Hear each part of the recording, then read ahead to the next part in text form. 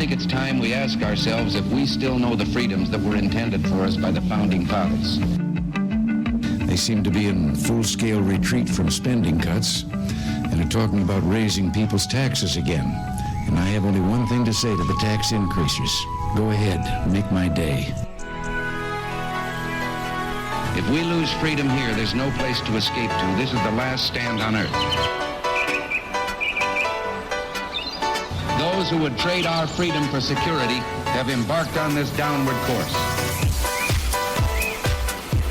Whether we believe in our capacity for self-government or whether we abandon the American Revolution and confess that a little intellectual elite in a far distant capital can plan our lives for us better than we can plan them ourselves. Conduit News Radio with Paul Harrell is on now. Goodness, welcome, ladies and gentlemen. Thanks so much for being with us. It is Monday. It is the day after Cinco de Mayo, which apparently is Mexican Independence Day.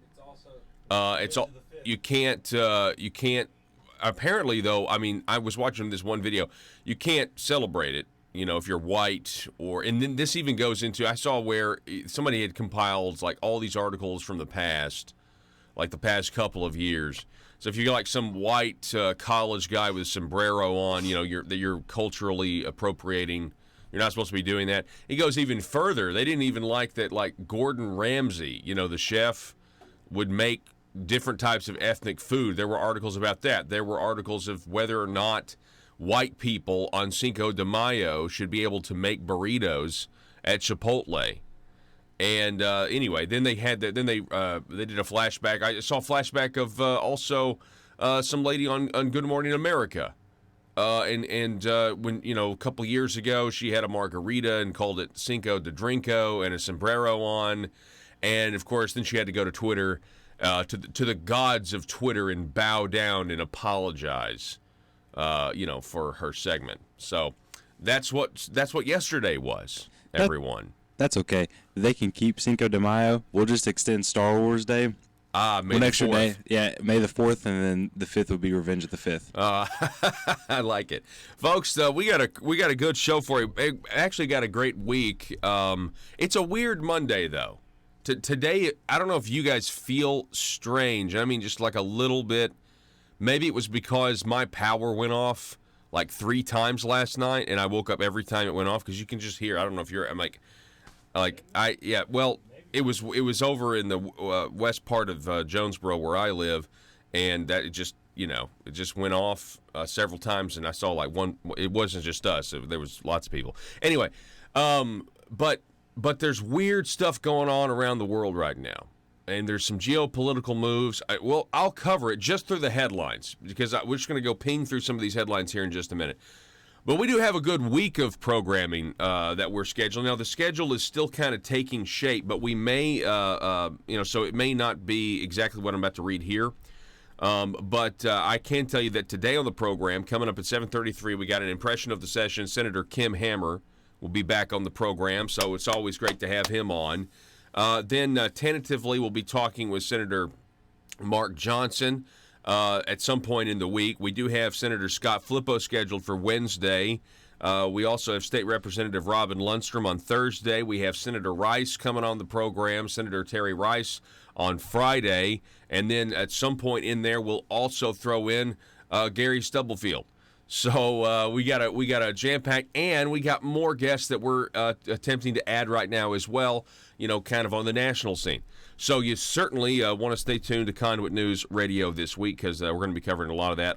Also we got Jordan Stein from Gun Owners of America going to be on Wednesday at 6:30. Also, there is an author by the name of William G. Highland Jr., who has recently written a book called George Mason, the Founding Father Who Gave Us the Bill of Rights. And we're going to be interviewing him. Matter of fact, I got an advance copy of the book. I felt real special. I got an advance copy of his book a couple of weeks ago, like 3 weeks before it was out, so I've had some time to look over, again, this book, George Mason, the Founding Father Who Gave Us the Bill of Rights. So, who knows? All right, so let's start with the headlines. Let's start first. I hope we're going to have enough time to get through all of this. The censoring of conservative voices on the internet. And that's what this is. I know people want to say Facebook is a private company. There's a lot of conservatives that are mad at other conservatives right now. I can't believe that you would invite the government to regulate these private companies. You're supposed to be against, regulation. They're private companies. You don't have a right to use Facebook. You don't have a right to use Twitter, so on and so forth. Okay, we're going to take that argument. We're going to set it aside for a second. And I would just tell you, number one, we have the very thing on display for us right now, the very thing that the Democrats are accusing the Republicans of being okay with, which was what? Election meddling by the Russians. When you are at the very beginning of a presidential election season, and that's where we are. If you didn't know it, now you do. Today, we are in the beginning of the presidential election season. We have the Democrat primary. We have the presidential election next year. And all of a sudden, Facebook and Instagram, so it's no longer just Alex Jones, right? It was Alex Jones, and you had Apple, Facebook, Google. They all at the same time on multiple platforms. Within 48 hours, he was gone, right? And that's the one guy. By the way, when YouTube banned him, you know what I've noticed about this Alex Jones is that YouTube bans him, gets rid of his channel, but then he starts getting invited on Joe Rogan's podcast. Logan Paul, that guy, he went on. So he's actually on more YouTube channels now because of his ban than he was before, because people want to know why he was banned. So that's an effect that you have to worry about. But it's no longer just him, right? He's the guy that everybody is like, okay, well, we don't appreciate his speech, so it's okay to get rid of him. But now we're having more people, right? They have Milo Yiannopoulos, right? He's also a guy that's, kind of a bomb thrower, but he doesn't have a right to speak on their platform. Okay, and then you get Paul Joseph Watson, who, by the way, if you've never watched one of his videos, they're just full of facts and really entertaining. And they're really good. When you really think about it, the people that are being banned are pretty much everyone who had a big role in helping get the information to the people so that they would vote for Donald Trump over Hillary. That's what this is, period. This is an effort to go after those people who helped get Donald Trump elected. To me, that's clear on its face. I don't think it's debatable. That's what's going on here. And they're doing this to meddle in the 2020 elections. Silicon Valley, they're clamping down on this. Now, I have said many times it's a touchy issue, okay? It is a very touchy issue. How do you deal with Facebook? How do you deal with Twitter? They are obviously censoring people because of political opinions. You have to have the right political opinion to use Facebook. You have to have the right, and we're broadcasting on Facebook right now. I could be next. You have to have the right political opinion to use Instagram. Instagram took a photo down of a veteran who just, hey, there's Donald Trump Jr. I'll pose for a photo. They don't like Donald Trump Jr., so they don't like the veteran's Instagram account. They removed the photo, and he reposted it, I know. And then they said it was a mistake and an error. It's always a mistake and an error, and it's always because you are posing with a conservative or you have a conservative mindset. But this goes even further. This goes further because we're not just talking about social media now. We're now talking about credit card companies. We're now talking about PayPal. We're now talking about Patron. We're now talking about GoFundMe. They now want you to have the right political opinion in order to have access to your money, in order to have access to services like a bank. Can you imagine if this was something different, right? Say what you want to about civil rights, the civil rights laws in the 60s. It's now illegal for you to deny service to someone, isn't it? It's illegal for you to deny service to somebody because of the color of their skin. Can't do that, right? What about a political opinion? Well, you have this political opinion, so I'm denying you service. Now, I know it's a voluntary. That's where you have a problem. Is Facebook a service? Is it not a service? Is it a publisher? Is it not a publisher? And that's actually what you can do. You can reclassify them under U.S. code, and then the government can actually step in at that point. So let's take this argument back. Okay, private company. What do we do? Well, I know this. And this is the only way I know to conceptualize it. If there was somebody that had the power, say what you want, the public square is Facebook. They're a private company, but it's the public. Twitter, the public. People perceive it as the public, the internet, right? This is about the internet, not these specific websites, really. But they're going to go after domain names next. It's only a matter of time before they target GoDaddy, and they target all these other people, and then you're not going to be able to, if you're a website that publishes something that the people don't like, they'll go after your domain name. It's only a matter of time. When we're talking about, the China social credit score experiment that they have, where they want to experiment where, if you associate with somebody with a lower social credit score, then it hurts your social credit score. This is kind of the same thing. Think about it for a second. Think about it. Let's say you have a smart appliance. People are putting all these smart appliances in, right? Well, I'm sorry, your dishwasher's not going to work today because you went to the wrong website, sir. So we're gonna don't think that that's not possible here. This is why people want to go to 5G, so all of this stuff can happen, so the communication can happen faster. If you take it back to before the internet, let's just take it back to the 80s, okay? All right, that's when a lot of us grew up. Can you imagine the only way to protest was at your local courthouse? The only way to protest, or maybe you got to go to the, the Republican National Convention or something and be a part of something big. You know what I mean?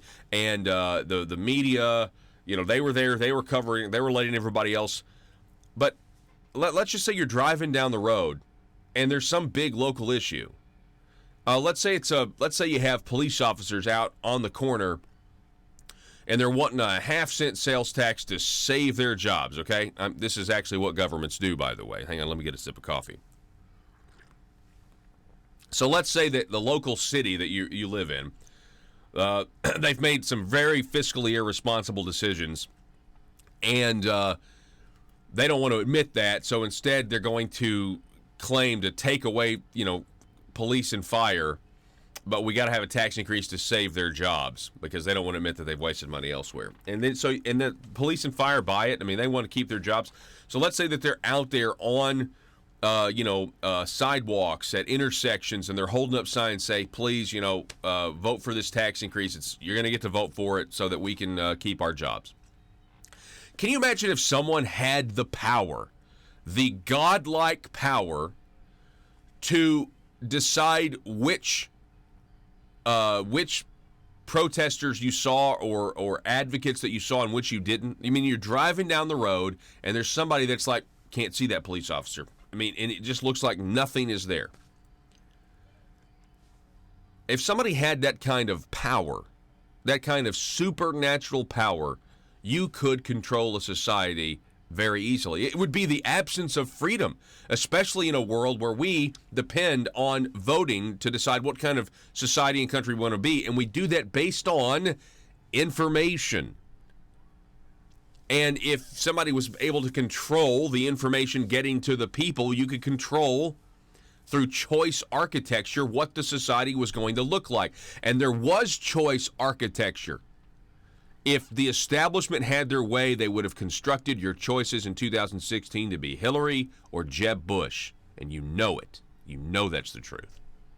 Those would have been your choices. You're given a choice of the exact same thing. Donald Trump was not part, say what you want to about him, he was not part of the choice architecture. He was his own person. Matter of fact, that's why they hate him so much, because he's able to make his own decisions based on what he alone, as the president, thinks. We haven't had a president like that in a very long time. We have most presidents, well, what does this group tell me to do? What does this group tell me to do? And that's not Trump. Trump, at any moment, can say, nope, this is the right way to go. I'm going this way. Everybody follow me. We haven't had an actual leader like that in a very long time that didn't poll test things or think about things. President Trump is actually a better embodiment of a civilian executive than, this is what it's supposed to be, folks. This is what it's supposed to be. This is why the president is supposed to be, as powerful as he is in the context, in the constitutional context. Well, I know we've gotten way outside of that, but you get my point. So I think this is a big deal. Censoring conservatives on social media is going to get worse.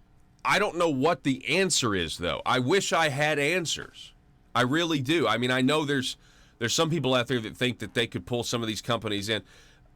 I will tell you this, if you are Twitter and you are Facebook and you've got all these liberals that are working for you that get triggered when they see a conservative point of view that they don't like, and better yet, they can't contend with based on their own ideas, and they are censoring them, you would have to think if you're Jack over at Twitter, what's Jack Dorsey? If you're Jack Dorsey at Twitter or Mark Zuckerberg at Facebook, that if you let this continue, and I know they're lobbying Congress right now, by the way. Jack and Mark are lobbying Congress. Don't do anything about this. We'll take care of it. We will make sure that the people aren't able to freely exchange information. But if they continue doing this, they're only going to invite some sort of government regulation. I mean, at some point. Why are you not allowing people to use your service, your product, based on their political beliefs? And I know, look, that's a slippery argument. That is a very slippery argument when it comes to freedom of association. I get it. I understand. But again, this is something you could not anticipate, this level of technology, and you cannot allow one person.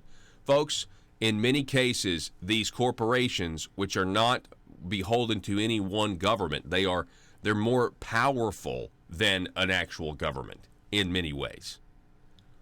And to give somebody the power to allow you to see some things but not allow you to see, it should all be okay, or none of it should be okay. Obviously, with certain caveats, like if you're doing something that is breaking the law or you are immediately inciting violence, okay, all right, we got you there.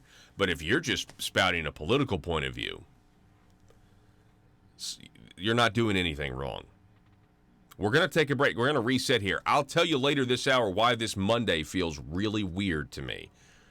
Don't go anywhere.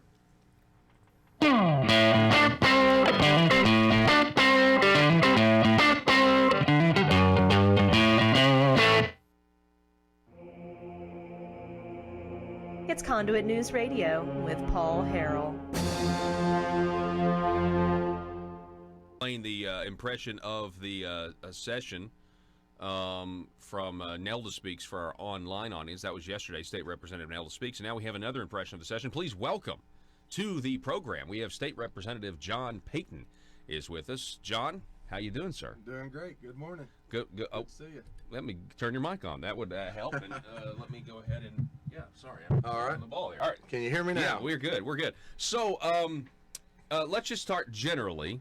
John Payton, what was your impression of the session 2019? Well, I have tried, knowing that was your topic, to wrap it up, and I'm unable to. I mean, I have highs and lows. As the sessions go by, and this is my third general session. My goodness, there are things that I'm delighted about. I love voting, for against the abortion issue, and for the bills that we've been passing in the last 6 years. Conduit News Radio with Paul Harrell is building a liberty machine. Find out more at conduitnews.com. Yes, so the actor/comedian Rob Schneider, he's a conservative in Hollywood. I think he came out and said this about being we're in an Orwellian state because of actor James Woods, who's been banned from Twitter. I forgot to mention James Woods banned from Twitter. Paul Joseph Watson, that Yiannapolis guy, and I think one other person. Very scary times. Comedian and actor Rob Schneider fired off a half a dozen tweets this weekend calling out the censorship campaign being perpetrated by big tech firms from Facebook to Twitter and purported news organizations like Poynter. Now, you got this other news organization that wants to blacklist websites like Breitbart, but the Washington Examiner, all these other websites as well. The Waterboy actor retweeted a post by investigative journalist Cheryl Atkinson, who warned about the seemingly endless censorship being perpetrated by Google, Facebook, Twitter, and the like. Quote, when did we decide as Americans that it's okay for government and third parties to censor, curate our information, Atkinson said. That we cannot be trusted with unfiltered information, that we should only be able to find info that they tell us is true on matters that our opinion or in that our opinion or in legitimate dispute. Hashtag slippery slope. No, we're here. We have to decide if we want to be a society that burns books. Do you want to burn books? I don't want to burn books. We need to decide what kind of society we want to be, because we are this close. These Facebook people are actually burning books. It is the equivalent of a totalitarian mentality and school of thought to say, we can't let you read this. Let's get all of the books and let's burn them. And we can do it now with just a click of a button. It's terrifying to me. I'm telling you, they're coming for certain people now that you may disagree with. Okay. So what? You don't have to listen to them. Try to go start a Facebook competitor. You go try to start a competitor to Facebook right now and not depend on Google to get your, even if it was popular, how are you going to get Google? Google can just mess with their algorithm and make sure nobody ever finds your competitor, right? Because that's the freedom platform. It's terrifying. Oh, and listen to this. I mean, this is how ridiculous this is. Throw this headline up. Did you open this new article I sent? I pushed it to you, the newer one. Over the weekend, Senate Democrats on their Twitter, they put up a poll. Do you want more Supreme Court justices like Ruth Bader Ginsburg, or do you want more justices like Brett Kavanaugh? And look at the results. 71% said they wanted more justices like Brett Kavanaugh, to 29% wanting more justices like Ginsburg. And what did the Democrats do? They freaked out and they deleted the tweet. So there you go. Now, I'm sorry. This page doesn't exist. We never made a poll. Man, isn't that hilarious? Anyway, I think very much like there is the silent majority that turns out to vote and shocks everybody. I think that's the way it is, obviously, with people who are online in their different accounts. And I agree, both choices are terrible. If I owned Twitter or Facebook and somebody was telling me, which content, that I can't police content, maybe I'd have a problem with it. I could maybe see that. But then the other side is the censorship and the just general unfairness of it all. I mean, it's like we need, where it all started? It started with the cyberbullying. A lot of the people that are censoring these conservatives are ones that really think cyberbullying is a big deal. I'm 34 years old. I got to see the analog technology go from analog to digital. I remember the internet dial-up tones. I remember all of that. And I'm not saying like I'm some old guy, but I mean, I remember all of that. And cyberbullying wasn't a thing. I mean, the first instant messaging app that I had was just on a desktop, and it was called ICQ. Remember that? Uh-oh. Remember that little, that's what would happen when you got a message. Joe, you don't remember it because you're a baby. But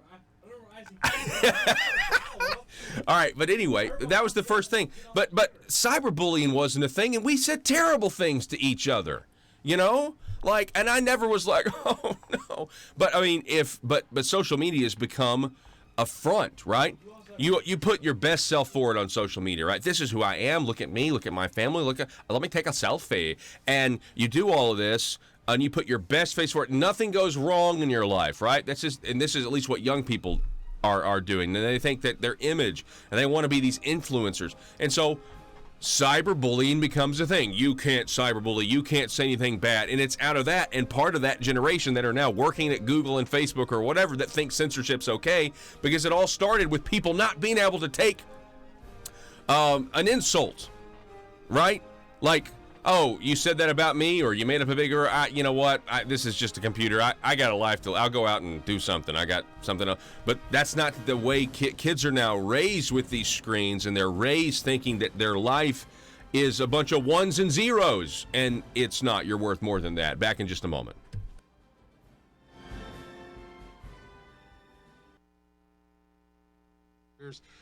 And then I get so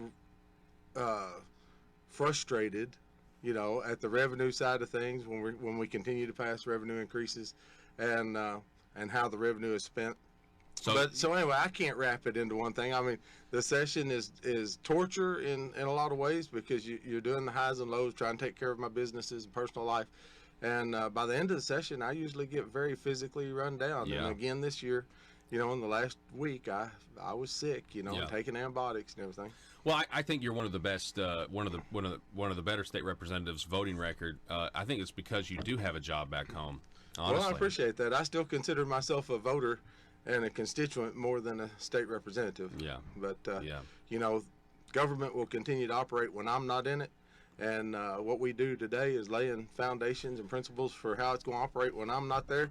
And, I'm going to live my life out as a constituent, not as a bureaucrat. Yeah. So. Yeah. We're talking with State Representative John Payton. Now, John, you voted no on the bill to continue the levy of the 0.5% sales tax that's set to expire. Voted no on that bill. You also voted no on internet sales tax. And you voted no on the gas tax increase. Now, my question to you, you're one of 12 Republicans that voted no on all three of those bills. So how did you stand up to the establishment's argument saying we've got to have more money from the people? Well, again, I've been there for 6 years, and revenue has continued to increase over that time. I had the figures in my head and could quote them readily during the session, but I think it was over $800 million worth of revenue growth since I've been in there. And my argument is we do need the funding for roads and bridges for highway program, but it's been there, and we could have done it just purely through growth. And Jonathan Barnett introduced a bill, and I'm trying to think who reintroduced one, Julie Mayberry, this go around. That would have just taken some growth in sales tax revenue, even limited to automobiles and car parts and things, and devoted that to roads and bridges. And if we had done that 6 years ago, that problem would be cured now. If we had done it in this session, it'd be cured in a very short period of time going forward. But anyway, it's easier to spend the revenue we have on things that the people would not approve of, and then hold up something that's very important to the constituents and say we don't have enough money to do roads and bridges or K through 12, Yes. And so when I look at the bottom line, I believe there's plenty of money there. We need to go back and reprioritize where we're spending it. I want to go back to the revenue growth here in just a minute, but at the end of the day, do you think Bringing the you people of your daily Arkansas dose of truth. are paying It's Conduit News more money Radio to the with government Paul Harrell. after the 92nd General Assembly?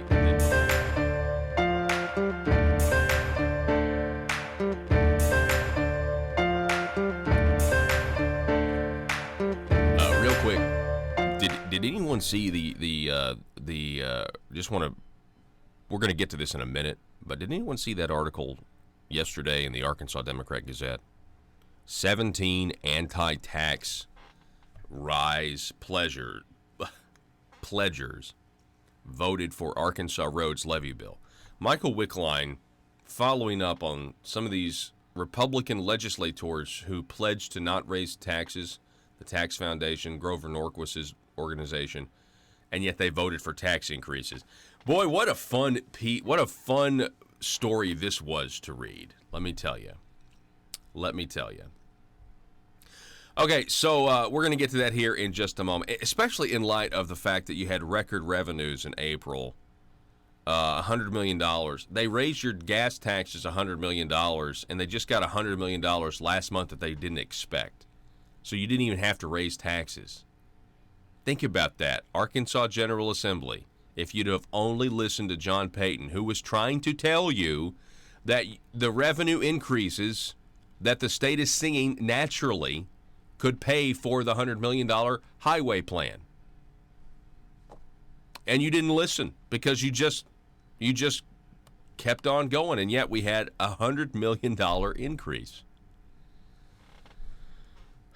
I mean, it's absolutely crazy. All right, anyway, let me tell you why this Monday feels weird. You ready for this? We have everything going on with Spygate and Donald Trump, and we're trying to get a handle on this now. And there's something new that's come to light. Listen to this. Dan Bongino, former Secret Service agent, also talk radio host, quote, "This was not spying, it was entrapment." Click on this Twitter video, and I just want you to listen to what he has to say about somebody named Mifsud. Mifsud. Go ahead. The real story is who in the heck was Joseph Mifsud, who starts this whole thing by telling Papadopoulos about emails and Russian information they may have had on the DNC. The Democrat liberal media narrative is that was a Russian asset, Mifsud. Yep. That's not the real story. He was working with the Italians? Is that what people... He's connected to Western intelligence. Any media type can go to Google, put in Joseph Mifsud, and look who he's in photos with. UK intelligence officials. So either we have a Russian asset who's infiltrated the highest echelons of friendly intelligence services, or we have a friendly who was setting up George Papadopoulos. That's the real scandal. This was not spying. This was entrapment. Now moving on to the Daily Caller. This headline, Devin Nunes, by the way, you can check out my interview with Devin Nunes over at conduitnews.com. Devin Nunes casts doubt on Joseph Mifsud narrative in letter to intelligence agencies. Again, the Democrats need desperately for Joseph Mifsud to be a Russian agent. If he's not a Russian agent, and he is in fact associated with Western intelligence officials, that looks very bad, because that would mean that remember the 17 intelligence agencies that Hillary Clinton kept quoting during the campaign and the debates? 17 intelligence agencies, Russia, all of a sudden they can't be trusted. Now, that's not a new thing. We know that intelligence agencies have, quote, gotten it wrong before. WMDs, that sort of thing. But the bottom line is this. The Western intelligence agencies being involved in influencing an American election, like former British spy Christopher Steele, other people. Well, that wouldn't be the Russians at all then, would it? That would be our, quote, allies trying to influence the outcome of a presidential election. Be the complete opposite of what they've been screaming about for the past 2 years about Russia. Does anybody else think that we would be in a war with Russia in Syria right now if Hillary Clinton... Maybe that's what this was all about if she'd have been elected. You have to read between the lines. You have to understand what's going on here. To me, it's crystal clear what went on. But you're not going to ever hear the mainstream media actually give you all the pieces. You got to find them yourself. So Devin Nunes is pressing the CIA, FBI, State Department, and National Security Agency for information about Joseph Mifsud, the Maltese professor at the center of the Russia probe. Mifsud allegedly told Trump aide George Papadopoulos in April 2016 that Russia had thousands of Hillary Clinton's emails. But Mifsud also has ties to Western diplomats and intelligence services. He was first interviewed by the FBI in 2017 during a visit to the State Department. The issue here is in Robert Mueller's report, they even say that he was a Russian asset. And again, if that's true, then Mifsud had infiltrated Western intelligence agencies. It just doesn't add up. If Mifsud was affiliated with the Russians, as the special counsel's report suggested, then an incredibly wide range of Western institutions and individuals may have been compromised by him, including our own State Department, Nunes wrote in the letter. Okay? So we have this mini scandal brewing. More information. Who is Joseph Mifsud? Okay? Next, over at Breitbart.com, Brooks headline, Barr didn't lie, but he spun. On Friday's PBS NewsHour, New York Times columnist David Brooks stated that while Attorney General William Barr didn't lie during his testimony before Congress, he spun. I thought it was best expressed by a piece by Benjamin Witz, who's a legal expert in The Atlantic. He said he didn't see any sign of perjury, that he didn't lie, as Nancy Pelosi claims, but he spun. And so everything he said was shaded in the direction to make Trump look good. Okay? So all of this talk about William Barr lying. And if you know anything about there are two different collusions, one on an actual crime, the other on obstruction of justice. That's obviously what Barr was referring to. And if you go listen to his full statement, even on Congress when he was explaining it, but they would never really let him fully explain, this idea that William Barr lied is ridiculous. Now, again, remember last week, why must they discredit William Barr? Because James Comey, John Brennan, and Clapper might be perp walked in handcuffs real soon, and they need to be able to set up the idea that William Barr is not credible if he brings charges against the guys who were using the intelligence agencies against not only President Trump, but also, according to DeGeneva, they were spying on potential presidential campaigns 4 years before the 2016 elections. It's going to get much worse before it gets better in terms of what we're going to find out by all of this. Okay, why also is this a weird Monday? This is a strange Monday. This is the real crux of why it's a weird Monday. Ready for this? So China and the trade deals. Now, there was a report that when President Trump, if you're just joining us, President Trump basically said, look, on Friday, we're going to raise tariffs a gargantuan amount, right? Another $200 billion of Chinese goods from 10% to 25%. And soon levy a new 25% fee on all remaining Chinese imports, about $325 billion worth, Trump said. Go to the Arkansas Democrat Gazette. This is the headline here. It's in your paper this morning. China tariffs go up Friday, Trump says. Okay. Now, there were reports S&P 500 took a dip, or like the futures did, and because the Chinese delegation that's supposed to be coming here for a trade talks said they weren't coming. That's not true. At least according to the most recent reports I have, the trade talks are still on. Okay? So is Trump trying to use leverage here? I don't know. But something tells me this next headline has a little something to do with, okay, you're going to threaten more tariffs? What else happened over the weekend? Joe, do you know? Next headline. North Korea shows Kim at weapons launch. So North Korea's Kim Jong-un decided to test missiles. Not intercontinental ballistic ones, but, short-range ones. Okay, that's interesting. My question is this. Does this have anything to do with China's influence on North Korea? Like, hey, you want to get a trade deal, so do we, but maybe we don't want to come as far as you want us to, Donald. But, hey, remember, you got a lot riding on North Korea. We've got influence over in, who knows? I'm just saying, have you heard anyone speculate that it was China that said, hey, Kim, fire off a few missiles? It's a weird feeling. It's Weird Monday. Next headline. This is where it really gets weird.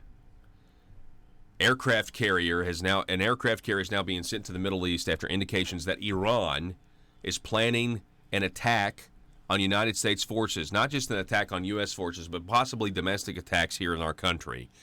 If you see something, say something, okay? Seriously, folks, I'm telling you, this is why I really feel weird this morning. Something's just weird.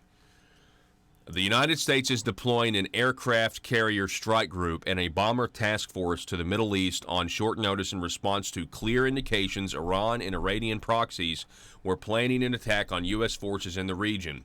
Late Sunday night, the White House made a surprise announcement that the USS Abraham Lincoln and a bomber task force were being deployed in response to unspecified troubling and escalatory indications and warnings. Okay, this is happening at the same time. Next headline from The Guardian, we've had, Israel being, basically bombed all weekend. There's a temporary ceasefire in place. Reports of ceasefire between Gaza and Israel after days of violence. So you have this situation going on, which is, you would say kind of par for the course for Israel, but they're talking about loading up the trucks and sending ground forces in. They're not going to do this anymore, and they've got an American president that is willing to say, kick the tires and light the fires. Let's go. And that's happening as well. Now, there's an obscure Twitter account. I saw this. I've never heard this guy, but I was following Ryan Saavedra over at the Daily Wire, right? So Ryan Saavedra at the Daily Wire posts the statement from the National Security Advisor about the ships the carriers now going to Iran, right? And this, just from the way the guy talks, he seems to know a little something about what's going on. So here's his thoughts. We're going to have to scroll through this real quick, and I'm not going to know some of this military lingo, so you're going to have to bear with me. I didn't have the courage to go into the military. There are currently several key units / assets already in the theater around that area. Okay, a squadron of U.S. Air Force F-35As conducting combat operations, a USMC amphibious readiness group, the USS Lincoln Carrier Strike Group is in the Mediterranean in transit to the Gulf via Suez Canal after operations with USS Stennis and French nuclear carrier de Gaulle. The carrier air wing is already within range of Iran with tanker support. The U.S. military maintains Tier 1 SOF units in the AO, 160th SOAR support, and other Tier 2 SOF units as well. Again, you'll have to forgive me if I'm not pronouncing some of this right. Again, didn't have the courage to go in the military. En route to join them, arriving shortly, will be a detachment of B-1 Lancer heavy bombers. That's a lot of firepower, and it's not there just to rattle sabers, according to this Twitter user at Goat Ramses. Within the past 2 weeks, key events surrounding security situation with Iran have occurred. The defection, have you heard about this? There was a defection of a very high-ranking Iranian Revolutionary Guard general officer, which was extremely noteworthy because he fled with huge amounts of documents and intelligence. Click over to the next article temporarily. This from the Washington Free Beacon, one of those news sites they want to blacklist. Senior IRGC officer flees. A senior Iranian military officer affiliated with the country's Revolutionary Guard Corps has fled the Islamic Republic with a cache of secret documents said to contain information on Tehran's military plans, according to reports. Ali Nasiri, a former IRGC brigadier general, Ali, whatever, who once headed Iran's counterintelligence operations, is reported to have fled Iran and requested political asylum at a U.S. embassy in an unnamed Gulf country, according to a report carried in Iran Commentary, an online news portal that publishes information about Iran's human rights abuses and illicit activity. Quote, sources say a probe launched by the Iranian Revolutionary Counterintelligence Units reveal that Nasiri fled a Persian Gulf country requesting political asylum at a local U.S. embassy. Reports indicate Nasiri had in possession a large volume of documents recording the travels of senior Iranian Revolutionary Guard commanders, intelligence personnel, and operational units to foreign countries, all under the cover of diplomatic missions. Can you believe that Obama made a deal with these people? The Iran deal. Back to the Twitter account. So the defection of a very high-ranking general officer is extremely noteworthy. Next, Iranian Revolutionary Guard runs Lebanese Hezbollah, supports Taliban, and is de facto control of al-Qaeda. They also control ballistic missiles, chem/bio, and nuclear weapons programs in Iran. The IRGC, again, Iranian Revolutionary Guard, is to the Iranian regime what the SS was to the Nazis in Germany, a separate armed force and intelligence loyal exclusively to the regime leaders. His defection would illuminate all terrorism activities underway or planned by Iran. Today, a story quietly released from the U.S. Fed LE is rounding up Hezbollah sleeper terrorists inside the U.S. Consider that these deployments are being made on the same day a Hezbollah Iranian IRGC-controlled transnational terror group larger than al-Qaeda bust was conducted inside the U.S. I cannot confirm that. I looked everywhere for some sort of massive arrest of terrorists in the United States. Couldn't find it. If you can find it, send it to us. I can't find that. There is a strong indication U.S. intelligence is covertly and overtly acting to stop imminent terrorist attacks. And again, ABC News is now reporting this as well. There are strong indications U.S. intelligence is covertly and overtly acting to stop imminent terrorist attacks ordered by Iran against U.S. targets inside and outside the U.S. Announcements like today, again, from the Pentagon, today's explicit warning to Iran are normally released via Public Affairs Office of the Pentagon and are not usually this specific. It's my assessment that 1, the U.S. knows of imminent terrorist attacks ordered by Iran, 2, is working to disrupt them, and 3, the U.S. military already has a green light to act should certain preconditions be met by Iranian actions. This can be considered as an alert to all U.S. citizens abroad, as well as U.S. citizens and Israeli citizens living in large U.S. population centers, especially in cities like L.A., New York City, D.C., Chicago, and Detroit. All right, so just so you know, go back to the very top, Ryan Saavedra, again from the Daily Wire. The statement is the Office of Press Secretary yesterday, in response to a number of troubling and escalatory indications and warnings, the United States is deploying the USS Abraham Lincoln Carrier Strike Group and a bomber task force to the U.S. Central Command region to send a clear and unmistakable message to the Iranian regime that any attack on the United States' interest or on those of our allies will be met with unrelenting force. The United States is not seeking war with the Iranian regime, but we are fully prepared to respond to any attack, whether by proxy, the Islamic Revolutionary Guard Corps, or regular Iranian forces. Again, I say all of that to say this. It feels like a very weird, kind of eerie Monday if you go through all those headlines and get the snapshot of what's going on here domestically and across the globe. Tell me what you think. What do you think about all those stories? I mean, that's essentially a weekend roundup. It's been very, very busy. Tell me what you think. Sound off. Facebook.com/Conduit News or the YouTube channel. Folks, we'll be back here in just a moment. Don't go anywhere. Are you a conservative-minded young person and want to let the world know about it?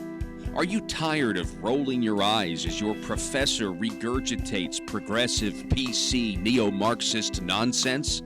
Then you should interview on Conduit News Radio's Young Conservative segment and tell us about why you believe the way you do. Tell us how you came to be a conservative and what are your views on government.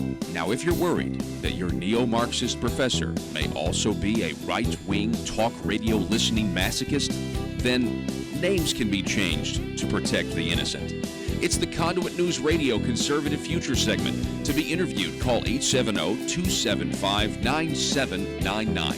That's 870-275-9799.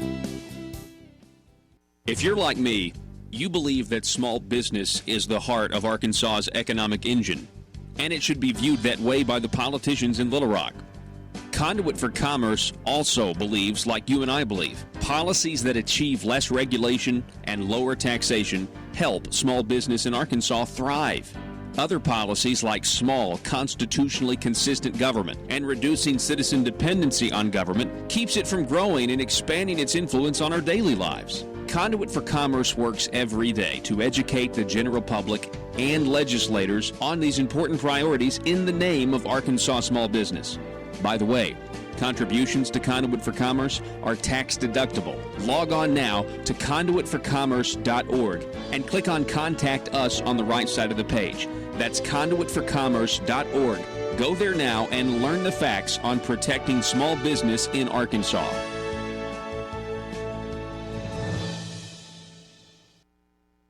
Absolutely. I think it's been proven in the numbers that we got for this month, a record month in revenue. And most of those laws and bills have not even taken place. But, well, I'm a car dealer. Right. And if you give me a pencil and a pen, I can do math. When you have people doing projections 5 or 10 years down the road to say this is what something's going to cost, or this is what something is going to raise in revenue, they're going to be biased in their opinions, and they're going to have to make estimates and guesses. And what seems to happen over and over again is when we project down the road how much a tax cut is going to reduce revenue, it seems to get over projected. And when we project down the road 8 or 10 years how much a tax increase or a revenue increase of some kind, how much it's going to bring in, that seems to get underestimated. Yes. And Determined to drain the swamp in Little Rock, it's Conduit News Radio. with Paul Harrell. All right, some of your comments. Yeah, this is good. Tim says, Paul, you forgot to mention Trump spoke with Putin for over an hour on Friday. It's tied to everything you just reported. If you're just joining us, you missed an entire litany we were covering of what went over the weekend, just geopolitically and domestically here. It's just very, very interesting. A confluence of events, if you will. You're exactly right, Tim. I forgot to mention that. The mainstream media is freaking out that Trump talked with Putin. Okay, they can't stand it. They're upset that he brought up the Russian hoax, but didn't bring up you better not meddle in our elections. But here's the thing that really kind of goes with that. According to Reuters, there are now 41 people have been reported killed after the Russian passenger plane crash landed in Moscow. 37 people survived. Rear of aircraft consumed by flames. They weren't able to dump their fuel. Putin expresses condolences. Updates.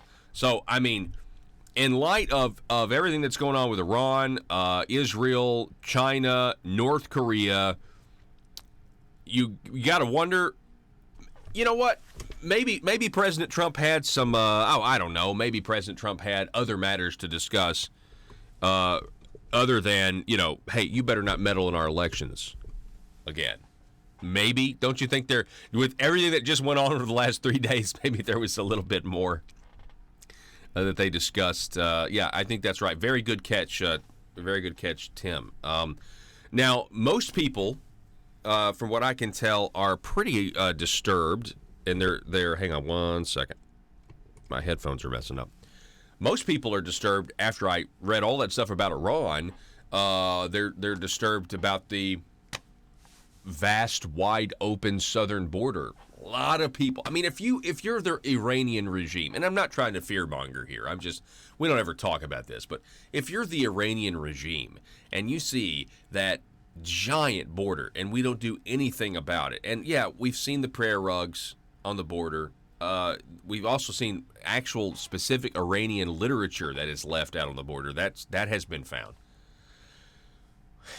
Again, kind of back to the intelligence. I said this last week. The question is not why would you do that. It's why wouldn't you do it?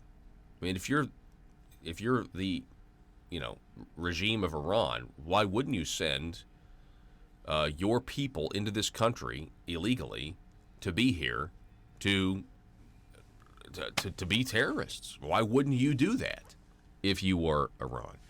And we have this wide southern border that's just, we're letting essentially, the economic argument aside, potentially very, very dangerous people here. I mean, we know that with all the angel moms and everything else, yeah, I mean, that clearly they're dangerous. But, Phoenix is a pretty large city, and it is just right there. Telephone number 870-275-9799. That's 870-275-9799. Jackie on Facebook says, don't forget what's happening in Venezuela with Russia, Cuban, and Iranian interference. Thank you, Jackie. You have that going on as well. Again, it just kind of adding. I woke up this morning and I just thought, man, I don't know. I mean, I just kind of feel a little weird. I don't know if anybody else does. I'm not saying there's anything to it. I'm just saying this is what I feel. And it may have something to do. I didn't get a lot of sleep last night. The power went off at my house 3 times. And so every time it went off, it woke me up. And then it came back on, Anyway, the telephone number to call or text is 870-275-9799. Coming up at the bottom of this next hour, we'll be talking with State Senator Kim Ham. We're going to get his impression of the session from the 92nd General Assembly about everything that was done, maybe some things that were left undone, but just kind of, we want to hear from these legislators. We want them to tell us what they think and what they thought about the session. And so we got that coming up, as well as want to talk about this article in the Democrat Gazette on Sunday. Thought this was fascinating. Michael Wickline writing a piece on the 17 anti-tax rise pledgers, meaning they took a pledge not to raise taxes, that voted to raise taxes. Anyway, it's an interesting article, interesting read. We'll be right back in just a moment after this local station break. Don't go anywhere.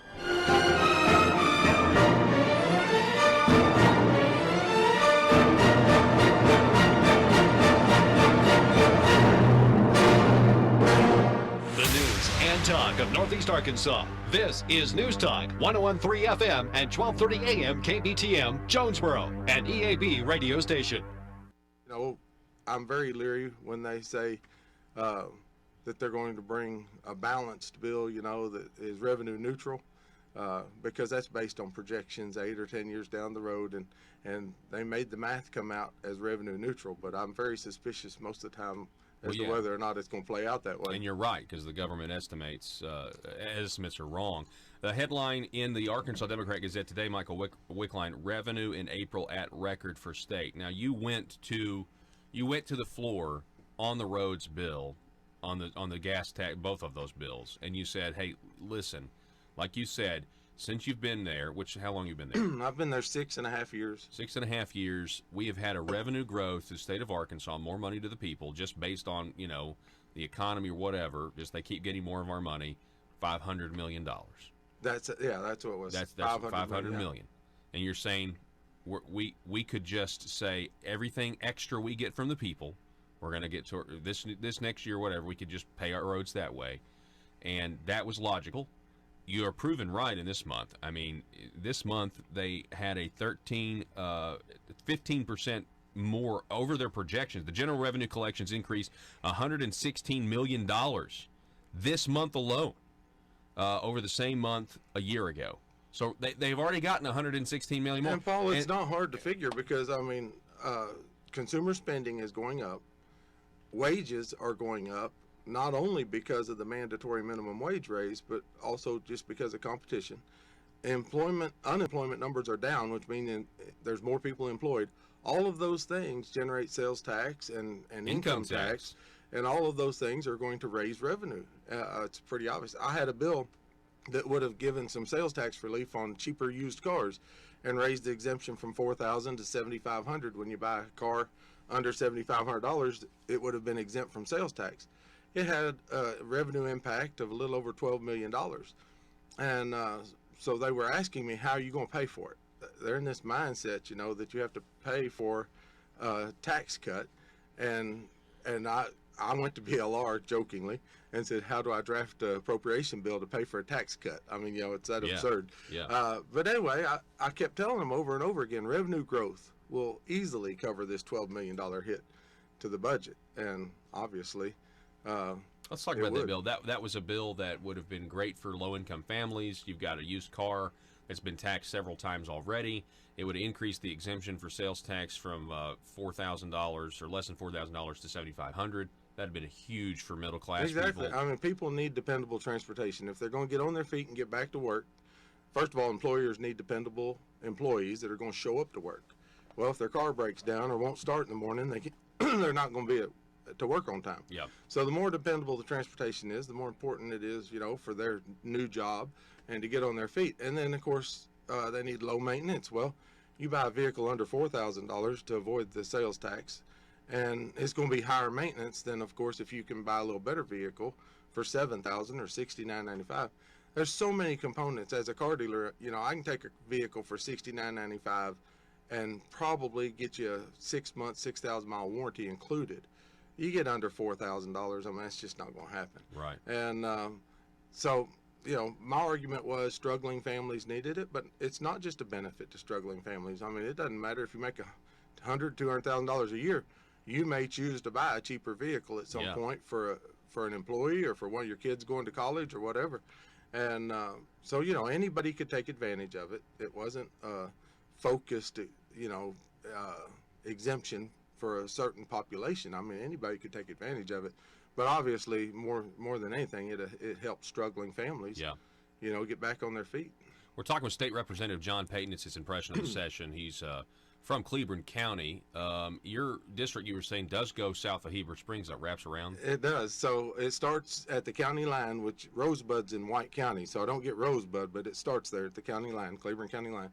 It runs north and then east of Heber Springs, which is where I live, out past Wilburn.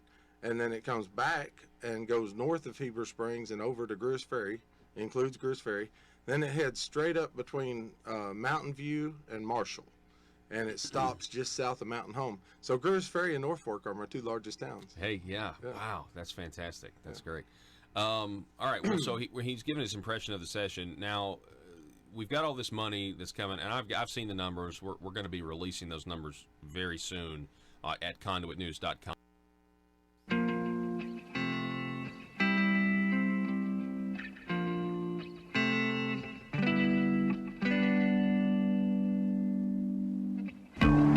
I think it's time we ask ourselves if we still know the freedoms that were intended for us by the Founding Fathers. They seem to be in full-scale retreat from spending cuts and are talking about raising people's taxes again. And I have only one thing to say to the tax increasers. Go ahead, make my day. If we lose freedom here, there's no place to escape to. This is the last stand on earth. Those who would trade our freedom for security have embarked on this downward course. Whether we believe in our capacity for self-government or whether we abandon the American Revolution and confess that a little intellectual elite in a far distant capital can plan our lives for us better than we can plan them ourselves. Conduit News Radio with Paul Harrell is on now. Welcome. Hour number 2. Thanks so much for being with us. Coming off a very interesting hour. You can get that podcast if you haven't gotten the first hour podcast or haven't listened to it yet. I would encourage you to go back at some point today. We talked about this, not my word, but a listener's word, confluence of events that took place over the weekend, both here domestically, geopolitically, all across the world. There's really, really interesting stuff happening, and I just thought, honestly, I thought you needed to be aware of it because I know you're going to hear some of it today, but I didn't think you were going to hear as much as, I just wanted you to hear my perspective on it because I thought it was important. So, telephone number 870-275-9799. That's 870-275-9799 if you would like to be a part of the program. So, at least for the next rest of the broadcast, we have this graphic, this white elephant in the room.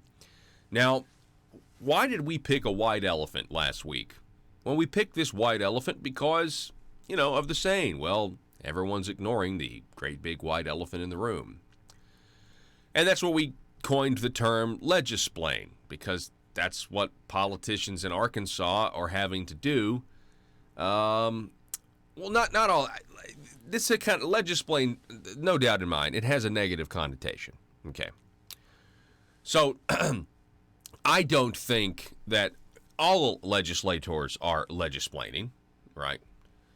I think some of them are the ones. Legisplaining is like when you see the same people saying almost the exact same thing, like same talking points, trying to explain to their voters what they did or what they didn't do in the legislative session, I mean, we can talk about some of the good things. Sanctuary City bill that the governor signed.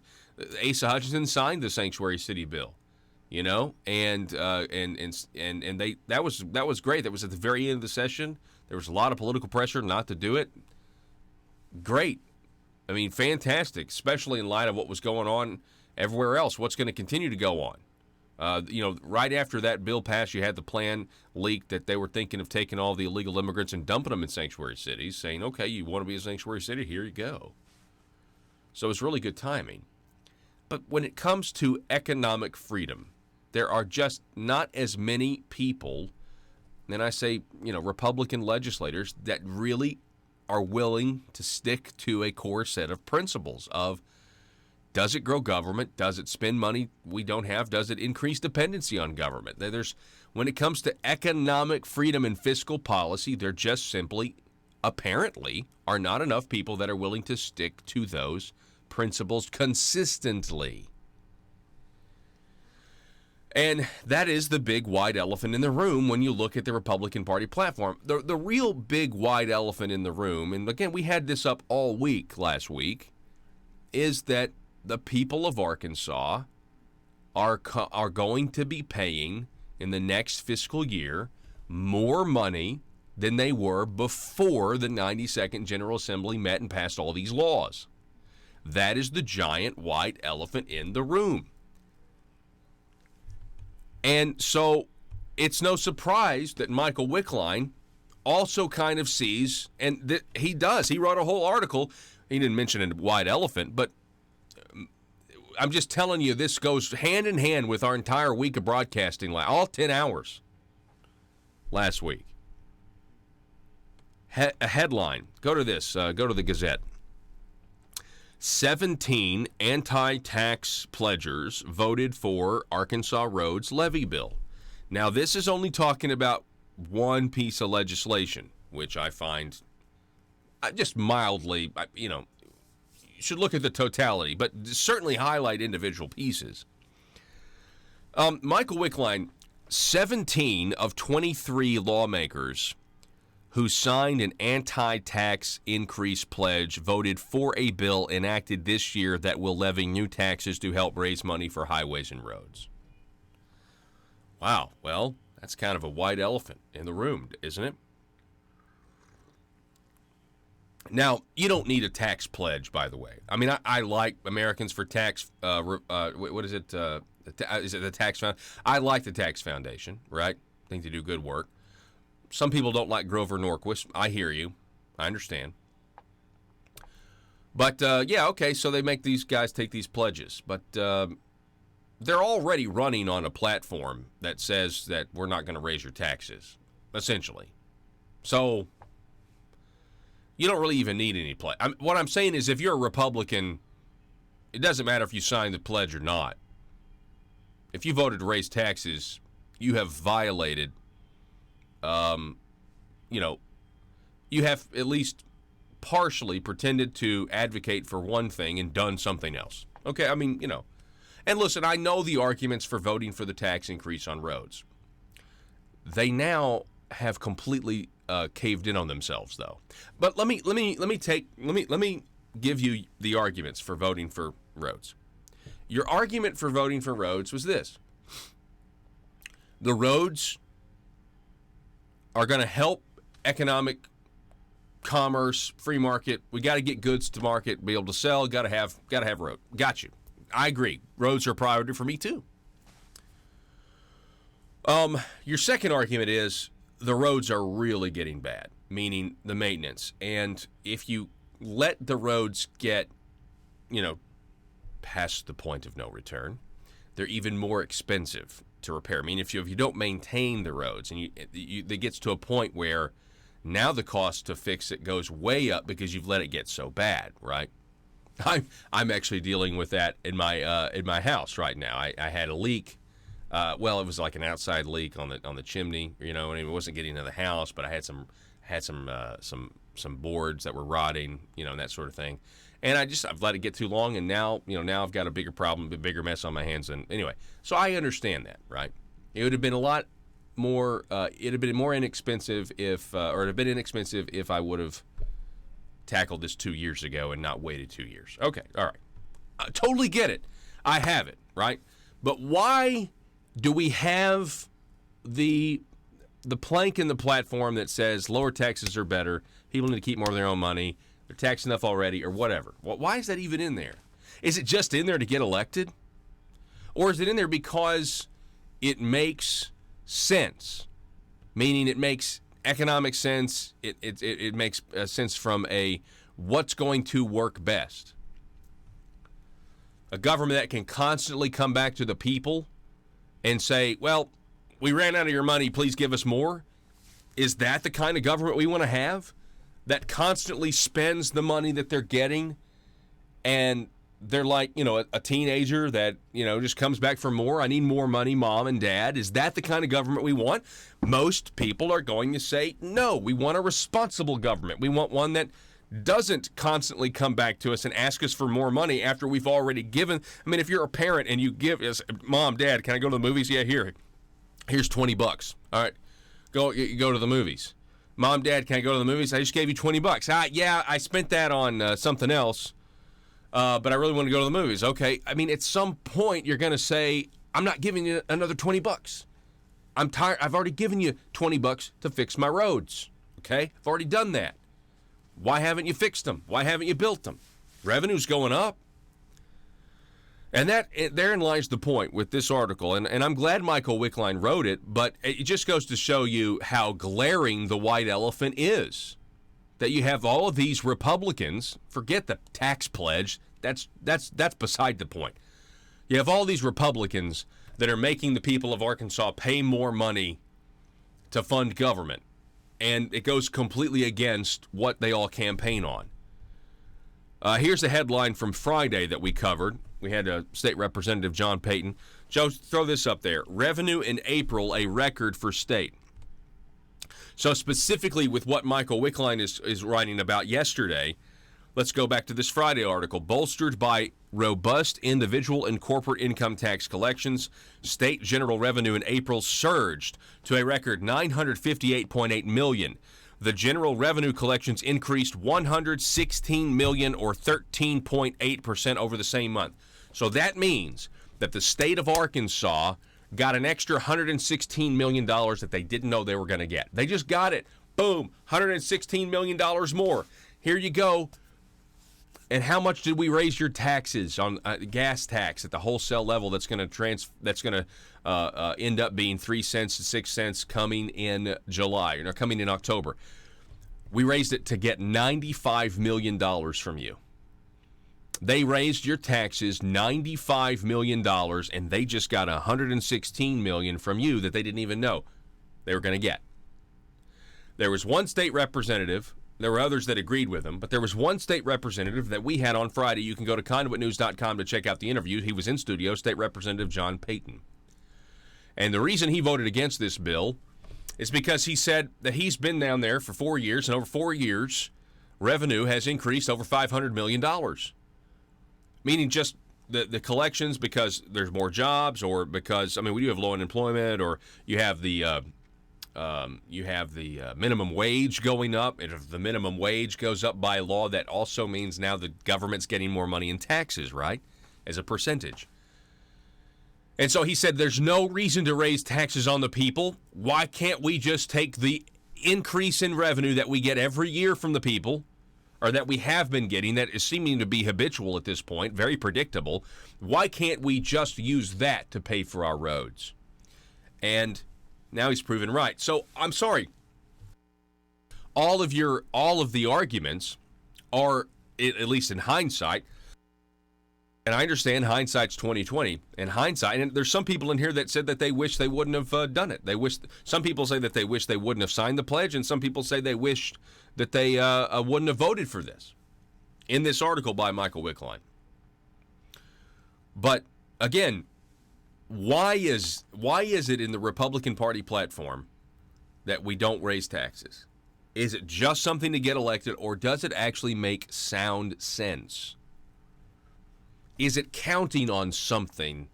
Is it counting on the fact that there's going to always be savings you can find that don't hurt the truly needy, because that's what the left's going to say?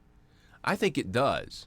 I think it understands the government is already massively huge, and it's already taking a lot of our money. And when you combine city, county, state, fed, you can put them all together. I'm talking income tax, Social Security, Medicare. It's huge. It's like 50% of it's like 50 cents on the dollar as far as I'm concerned. If you really take, the all the other taxes, the excise tax on tires, the one we have here in Arkansas as well, the mounting fees. It's crazy. That's a federal excise tax on tires, by the way, the first one I mentioned.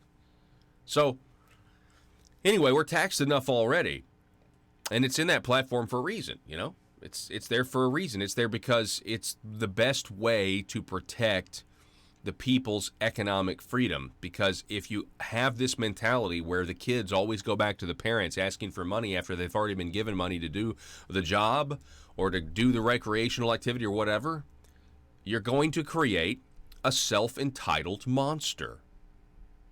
You're going to create a self-entitled monster. And it's really easy to spend money when it's not your money. So we're really... Listen, I understand why taxes are going up, because we're human beings. And the principles in that Republican Party platform actually cut against the grain of human tendencies, which is to, it's really difficult to spend somebody else's money and deny the urge to say, well, I'm spending somebody else's money. You know what I mean? It's really difficult to deny that urge. You got to have somebody with the right kind of mentality that's been very thoughtful and that understands that economic freedom is a prerequisite to other freedoms that we have and enjoy. Tell me what you think. You think it's a white elephant in the room? Check out this article if you haven't. Readings. I mean, we got quotes in here from Senator Rice. By the way, Senator Rice will be on the program on Friday. I think there's quotes in here from Gary Stubblefield. He's supposed to be on the program. Senator Scott Flippo is scheduled to be on the program on Wednesday. Oh, and by the way, I scheduled these guys before this article came out, too. So that's another interesting piece of information. We're going to take a break. Don't go anywhere. Back in a moment.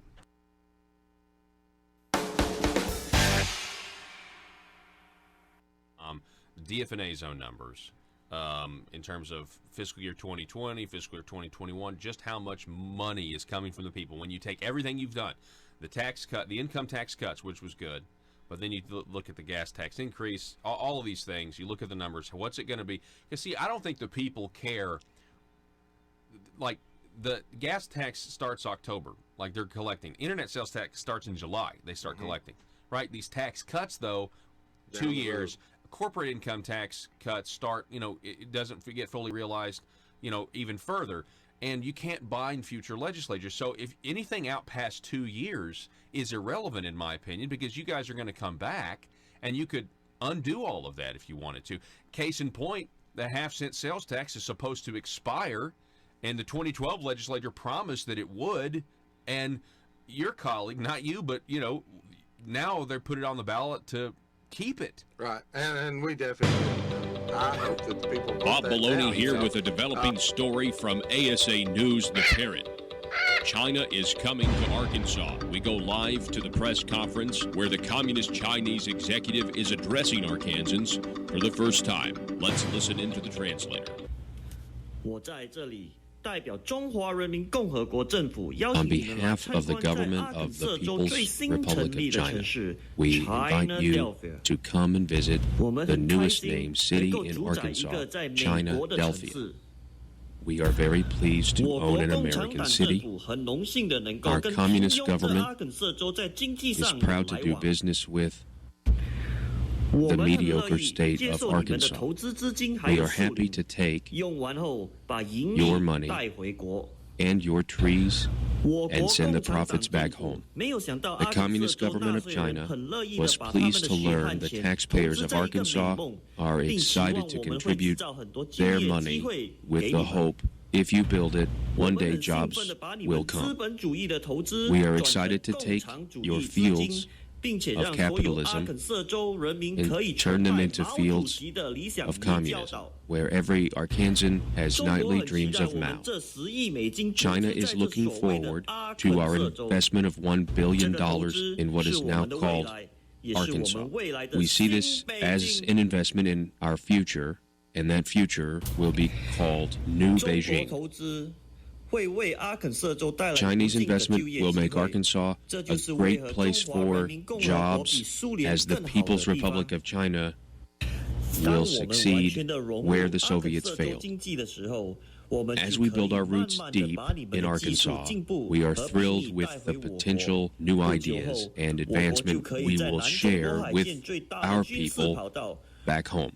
Soon we will have the world's largest runway in the South China Sea, and we thank Arkansas for contributing to our noble cause. In closing, once we make China great again, all of you will see the glory of the revolution of Mao. And Arkansas, whatever you do, please never call the FBI. Paul Harrell, Parrot.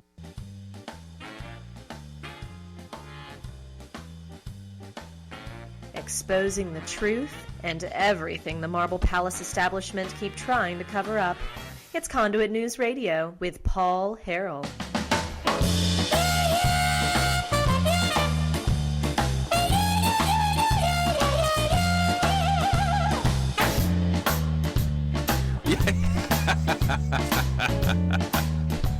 Yeah, that's a good point, Joe. That's a good point. What's the let's see here. What's going on over on the Facebook page? Facebook.com/Conduit News. The ship of state is running on autopilot. The course is set for self-destruction. That's kind of like a little bit of a Star Trek reference, maybe, right? How many times you put the thing on autopilot in it in the entire series? Like, computer set ship to self-destruct. Michael, it's already a self-entitled government. Michael on Facebook. Dennis. Let's see here. Hang on one second. I can't. Something's not working well here.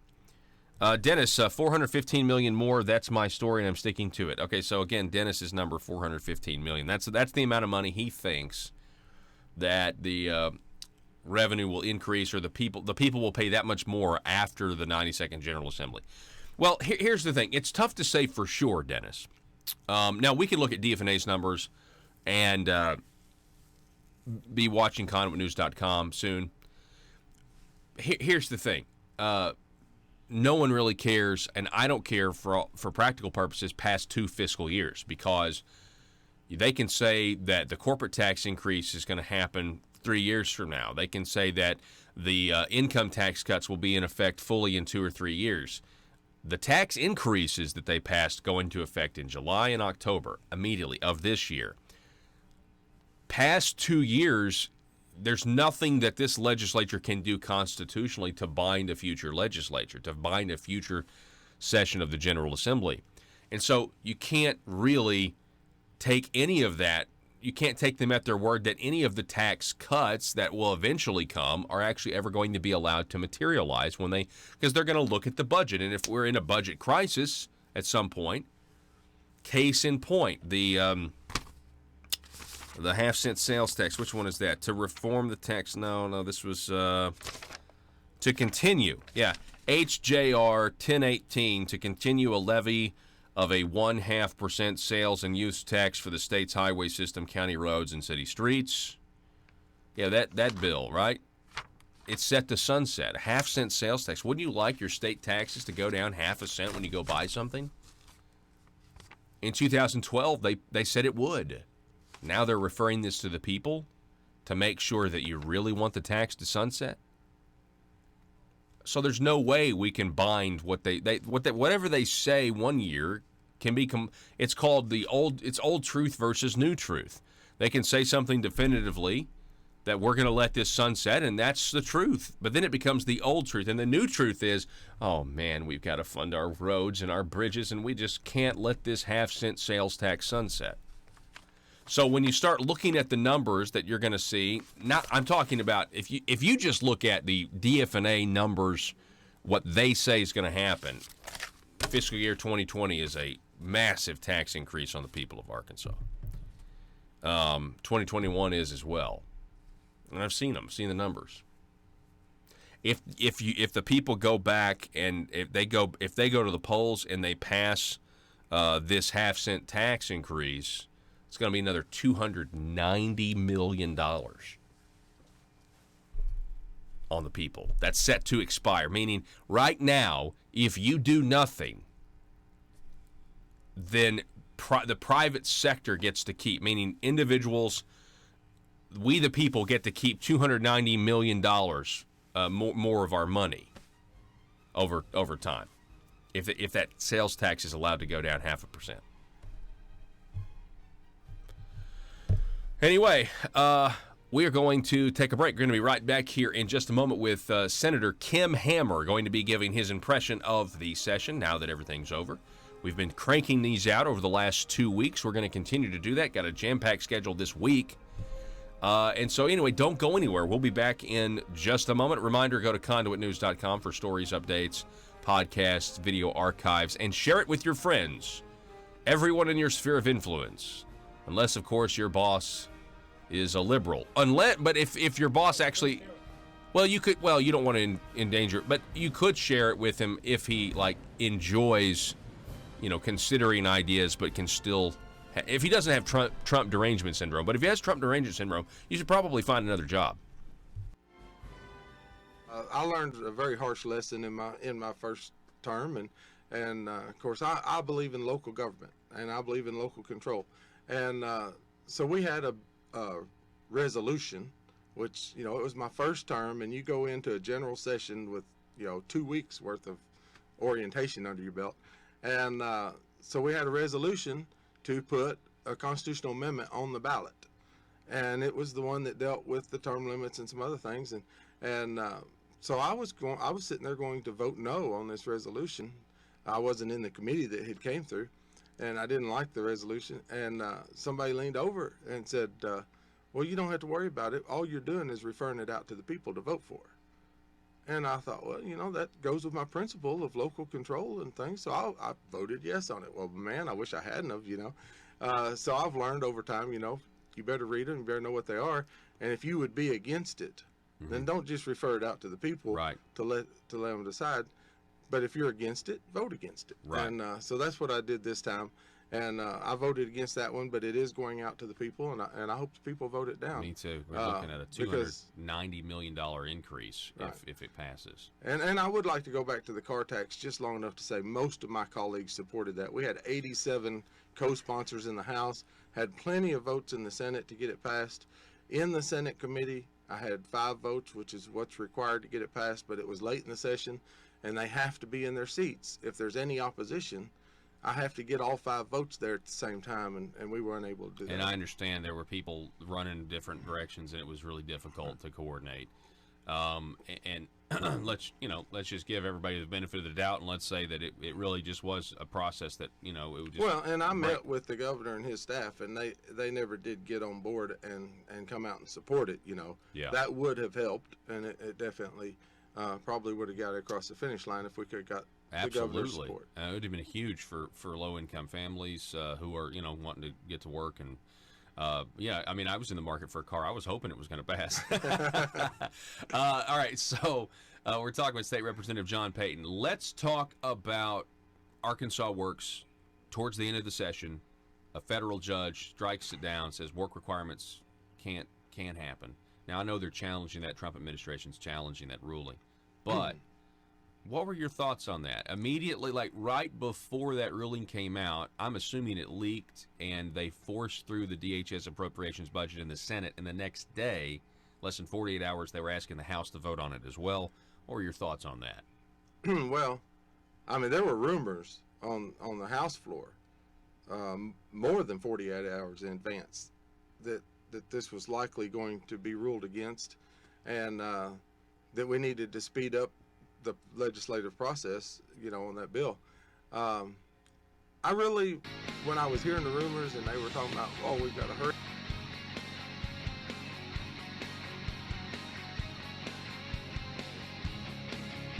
The intersection of conservative ideas and reality.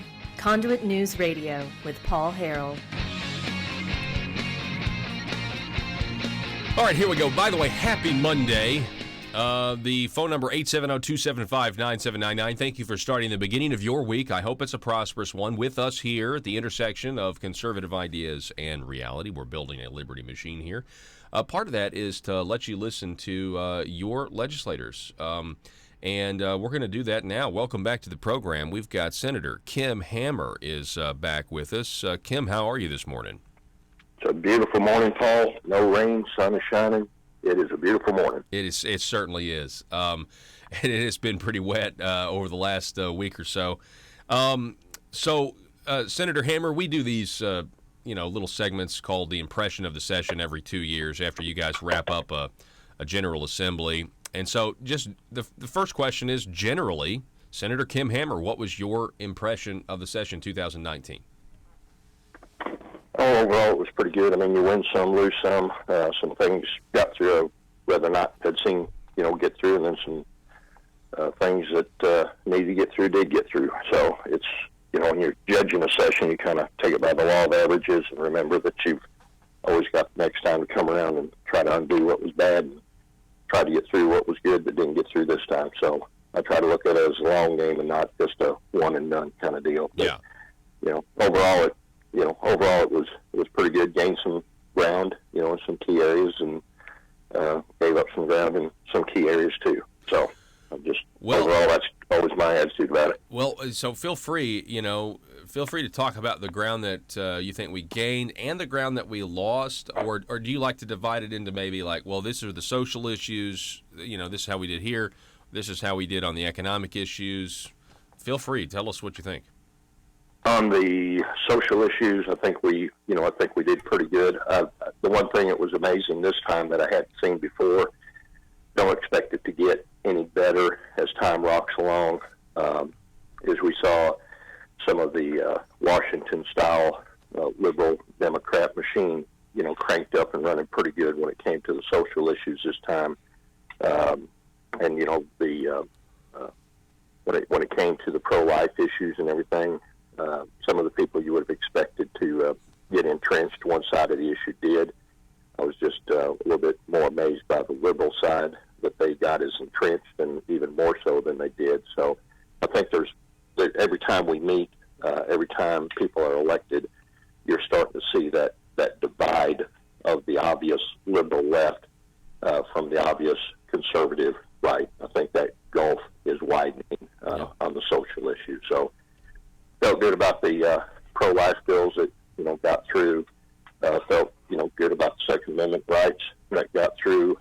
Although I know Bob had to send his into interim study, and that's okay. That's kind of like what I was talking about a while ago. You want to run a marathon, not necessarily sprint all the time, and so he'll have a couple of years to massage that out. I know Senator Flippo got the resolution through, kind of helping clear up the judge's determination about the open carry, so that was good. That'll be tested probably at some point. Probably have to come back and actually pass a law that defines it a little better. I was a little bit disappointed in some of the free speech bills, which I ran some of those that we weren't able to get some of those through. Those are going to go into interim study, and we'll talk it out over the next year and a half. Kind of refresh the listener on that. What was the issue at hand? I know you were trying to expand FOIA to college foundations. Is that correct? That was one of them. Now, I filed a bill, and Bob Ballinger filed a bill on campus free speech, and we combined our efforts together. The one I had was a little more stringent, but the one that he had was a little bit more doable, so we combined the two together and worked well with some outside resources. Robert Steinbeck was one of the outside resources we worked with to get that shape and molded, and then there were some groups outside the state that were working on that. So, we felt like that was a victory. I think it's like anything else in that area. You got to just keep chipping away until you get where it needs to be. But we certainly made a big step in that. On the FOIA, on the foundations, what I was trying to do is make the college foundations more transparent and accessible as far as the funds, how they disperse them. Wasn't so much going after the donors as much as I was how that sometimes they like to step across the line as far as dealing with governmental policy, but yet they want to go back and hide behind their nonprofit shield and not have FOI accessibility. And I think as long as higher ed continues to come and ask us for more money, those foundations then should be looked at to determine what they're doing with all the money that they're getting, so we can see if we can start cutting back as a state as far as funding higher ed and let it become more some funding coming from the foundations. Wow. Perhaps. Yeah, actually, that's a great idea, and I can see the end game. I can see what you mean about it being a marathon on that front, because it would be nice to say, again, you don't want to see donors. You just want to see, hey, how much money are we talking about here, and can we save taxpayer money if you guys don't need as much? So that's actually really good, looking out for the taxpayer. That's the name of the game. So as much as we can. So can we're talking with Senator Kim Hammer's impression of the session. Can we talk about economic issues for a second? Do you think the people of Arkansas in the next fiscal year are going to end up paying more money as a net tax increase to the government than they are now? Well, we keep there's actually a running chart on that. I'm going to be up to Capitol this week and going to get the updated version of it. I'll be glad to share it with you. I think if all the taxes that were successful this time around get out there and you apply the tax credits, I think it's going to end up. And I'm looking at the 100,000 foot level as far as how it affects each individual class or taxpayer. There probably will be winners and losers. But when you look at the overall money out, I think you're going to see that the increases were there. More taxes being collected than being returned. Yeah. I get that chart. I'll be glad to share that with you. But there was kind of a running tally that was being kept during the session. Well, I just don't have that in front of me right now. Yeah, I would love to. I've got some numbers too, just from DFNA's numbers, and even their numbers are showing that fiscal year 2020, 2021, more money coming from the people. Senator Hammer, you voted against two of these bills that were, I think, big money takers from the people to the government to provide additional revenue for the maintenance and repair of highways, streets, and bridges. This was the gas tax increase. No vote there. As well as HJR 1018 to continue the levy of the 0.5% sales tax that's set to sunset. You voted against that as well. So tell me, why did you vote against those two measures? A couple things factored into that. One was, at the same time we were passing those two tax bills, we were trying to pass two bills that were intended to hold the highway department more accountable for how they manage construction projects and basically how they've spent the money they got and have they done it wisely. I just thought it was a little bit, in fact, I think my comments on the floor was, are we getting the cart before the horse here? Because we're going to pass these taxes as we pass these other two bills, which I think were indicators that, we question how the highway department spends their money. Otherwise, we wouldn't be having to pass those bills. So why not just wait and let let's pass these other two bills. Let's get the results in, because here's the thing. If the tax doesn't pass, if the people don't pass the tax that's going to the ballot, we still have one more general session that will be back in session where we can vote on that tax as a legislative body and the people not have to vote on it before the time runs out on the tax that currently is in place. So why not get those reports going? Let's see, how they're doing as far as managing those construction projects. Are they being efficient with the citizens' tax money? And if they are, and if it shows that best practices are in place and we just have, we have the need because our state is growing numerically and increased traffic and all that stuff, then, hey, that may be what we need to do. I just thought it was a little bit of a cart before the horse, given the fact that we're filing those two bills. And then you read the paper this morning, article in the paper this morning, and, one of the commissioners questioned the highway director, and, is this your plan or is this the governor's plan? So I'm not sure there's even peace within the camp at the highway department as far as the plan and how they're going to spend the money. And I know you got to talk through the process. I get it. But, if there's a spirit at the highway department that give us our money, we'll do our own thing.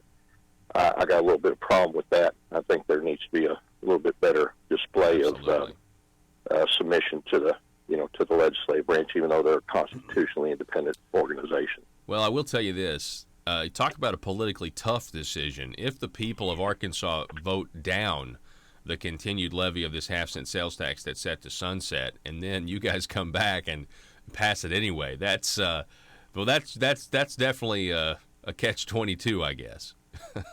Well, and I think that kind of what forces what I'm doing with my time during the interim between now and the next, before the people have to vote. We just went through this transformation, and there's a number of around $16 million that it's supposed to save. And Julie Mayberry was the House sponsor. She initiated the idea, and I was the Senate sponsor following her lead about, doing away with the gambling loss tax deduction, $10 million. I think what I'm focusing on over the next 12 months is how can we piece together from savings within the government the $200 million so we don't have to ask the taxpayers for more money because the money is already there. Yeah. We just have to put together the comprehensive plan, which we didn't really have time to do during the session. But now we've got this time to put that plan together and give people a choice as far as their vote. If they want to vote the tax in, that's great. But if there's money there to be saved, then go ahead and present that to them as maybe a reason to vote against because we've got this other plan. Well, I think that we ought to always be operating, I think we need to operate government to the question of what's the most efficient way to do it. And then number two, what are essential services? I think that's the question we need to focus around. I'll be focused around over the next year. What exactly are essential services? Because if you identify essential services, then you justify your budget or can't justify your budget because it's not essential to what we should be doing as a government to the needs of the people of our state. Yeah. Well, and real quick, in Friday's paper, there was a report about the general revenue collections in April surged to a record, and it increased by $116 million. It exceeded the state's. It was like $958 million, but it exceeded the state's forecast by $125 million. And I just thought to myself, Senator Hammer, the gas tax increase, the tax at the wholesale level, that was to raise $95 million. That we start collecting that in October. Gas taxes are going to go up. And all of a sudden, the state in April has $125 million that they didn't know they were going to have, that was above their forecast. And I'm thinking, well, there's your money right there, Now, I know it's hindsight and it's 2020, but still, What are your thoughts on that? Well, it may be hindsight or it may not be. It may be part of the overall plan because if you budget your forecast low, expecting it to come in high based on what the experts tell you as far as trending, you would naturally go in and budget it low, and then you have this surplus money, which the danger of surplus money is who spends it and how does it get spent and where does it go. Now, we have the long-term reserve fund that some of that is dedicated to, but, my theory is if we capture that and stop it from being spent on programs, then you cut off the need to have to go back to the taxpayer and ask for more tax money because the revenue is being driven by the economy. Of course, I also believe in 7 years of plenty and 7 years of famine. Yes. We need to be putting up 7 years of plenty right now because in 2008 we hit the famine. And, that's one thing we did was to the business world when it came to the unemployment tax, thanks to the work of Department of Workforce Services, they came up with a sliding scale. So now employers, are projected to have to pay $40 to $60 million less into the unemployment fund because right now we're in strong economic times and that money is being returned to the employers. So I think it's creative things like that position us to not have to ask for tax money if we just take what's coming in during these strong economic times and spend it wisely. There was a bill I tried to get through about making your money work harder. Our treasurer is one of the best treasuries in the nation, and there's money that's having to be parked outside of the treasury that's not getting the return on it, that if it was with the treasury, it could be earning significant money throughout the year. But the lobbying forces are strong in the Capitol, and, that didn't happen. And, hopefully we'll see that effort come back around because I think that if you don't work your own money as hard as you can, why should you ask the taxpayer for more money when you're not doing the most with what you got? That sounds reasonable to me. Senator Kim Hammer, it's always great to talk to you, sir. I appreciate, again, those no votes on those tax increases, and thanks for coming on, giving your impression of the session, sir. Thank you, Paul. Have a good day. All righty, you too. Folks, we're going to take a break. 870-275-9799. Sound off, Facebook.com/Conduit News. Subscribe to our YouTube channel. It's Conduit News. You got to subscribe, and then click the little bell to receive notifications. Back in a moment. Are you a conservative-minded young person and want to let the world know about it? Are you tired of rolling your eyes as your professor regurgitates progressive, PC, neo-Marxist nonsense? then you should interview on Conduit News Radio's Young Conservative segment and tell us about why you believe the way you do. Tell us how you came to be a conservative and what are your views on government. Now, if you're worried that your neo-Marxist professor may also be a right-wing talk radio listening masochist, then names can be changed to protect the innocent. It's the Conduit News Radio Conservative Future segment. To be interviewed, call 870-275-9799. That's 870-275-9799. If you're like me, you believe that small business is the heart of Arkansas's economic engine, and it should be viewed that way by the politicians in Little Rock. Conduit for Commerce also believes, like you and I believe, policies that achieve less regulation and lower taxation help small business in Arkansas thrive. Other policies like small, constitutionally consistent government and reducing citizen dependency on government keeps it from growing and expanding its influence on our daily lives. Conduit for Commerce works every day to educate the general public and legislators on these important priorities in the name of Arkansas small business. By the way, contributions to Conduit for Commerce are tax deductible. Log on now to conduitforcommerce.org and click on Contact Us on the right side of the page. That's conduitforcommerce.org. Go there now and learn the facts on protecting small business in Arkansas.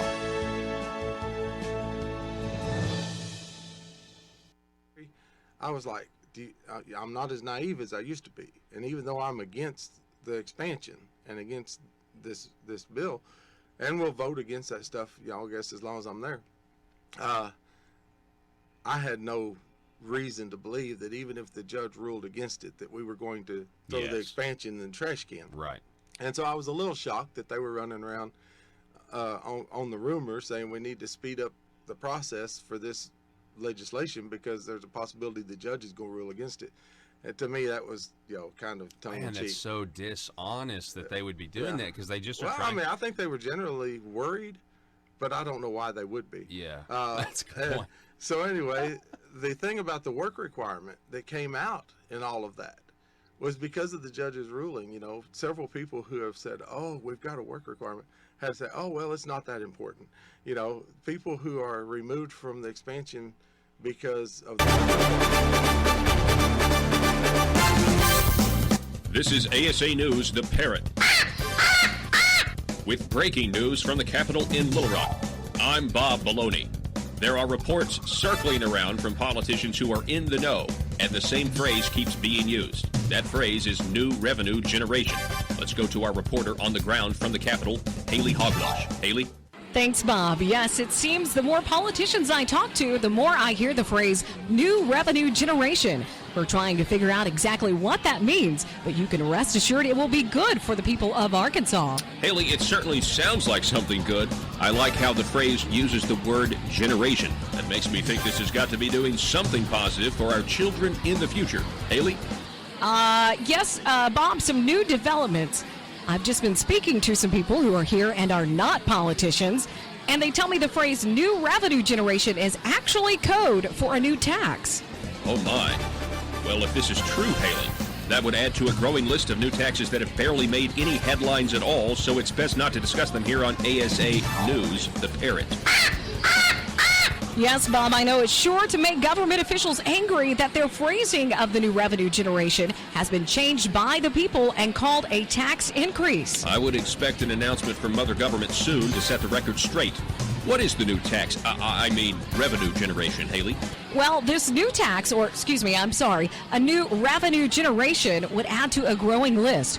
First, there was a revenue generation on movies, books, and songs that people download using the internet. And next, there was the tax increase. I'm sorry, Bob, the new revenue generation on all purchases made using the internet.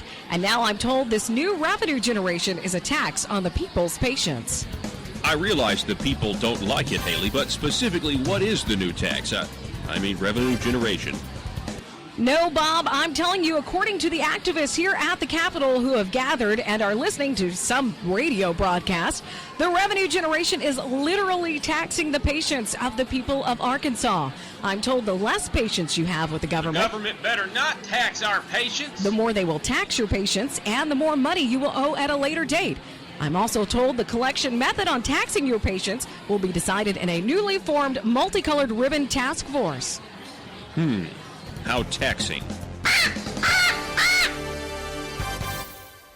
PHP Parody.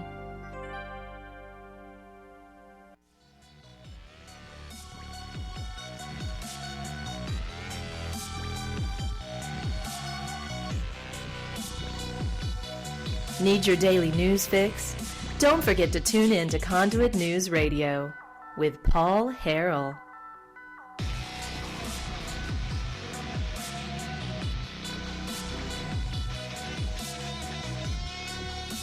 Silence do good. All right, 870-275-9799. If you want to call or text us, feel free to do that. You can also sound off on the Facebook page. Do what? Janet on Facebook writing, good to hear from Senator Kim Hammer. Did you notice that he confirmed, how many legislators now have come on for Impression of the Sessions and confirmed that, yes, in fact, the people of Arkansas will be paying more money to the government after the 92nd General Assembly than before? Like, how many is it now? We've done, I mean, I guess I can look back at the calendar. I mean, it's got to be, what, 8 at this point, something like that? So, anyway, we'll, matter of fact, I think we probably need to have, like, a roundup so far. Matter of fact, I'll see if I can't get that pushed out over at conduitnews.com as soon as possible. If you're just joining us at the I guess all last hour, I would encourage you to go get, especially the last half of the first hour podcast, where we went over everything that's going on geopolitically right now. We have the U.S. government announcing that they're sending the USS Abraham Lincoln, as well as the bombing task force into the area towards Iran via the Suez Canal. We have Israel being attacked. They're under a ceasefire. We have a Russian plane going down with 43 people reported dead. We had President Trump speaking with Vladimir Putin. At the same time, we have China. They're still saying that they're sending a team of negotiators for a trade deal, but the president says if we don't reach one, he's going to push the tariff button this Friday and raise a ton of tariffs, like $250 billion worth of goods. Then at the same time, North Korea test fires not ballistic missiles, but some missiles. Have you heard anyone in the press link the China trade situation and the potential deal that's not been done yet with North Korea? Maybe China's like, hey, Kim, why don't you remind the president that we have a lot of influence over you? I mean, I think that's something to at least consider with everything that's going on. Then you have the Venezuela situation with Iran and Russia influence. You have Maduro that still controls the military, Guaido underestimating the amount of people that are still loyal. The military still more loyal to Maduro. You have Maduro prepping basically for an attack, meaning, he's in defensive posture. He's ready for the United States to potentially, come in there. Listen, right now, I'm just saying on this Monday, if you look at what's going on, it's very weird. You have the Democrats in Congress still freaking out, saying Bill Barr lied when he didn't. You have this new guy that we need to know who he is. His name is Joseph Mifsud. He is apparently the key. The Democrats and Robert Mueller are saying that Joseph Mifsud, the guy that originally made contact with Papadopoulos, was a Russian intelligence guy, but everything about this guy says he was a Western-friendly intelligence agent, friends with British intelligence, Italian intelligence.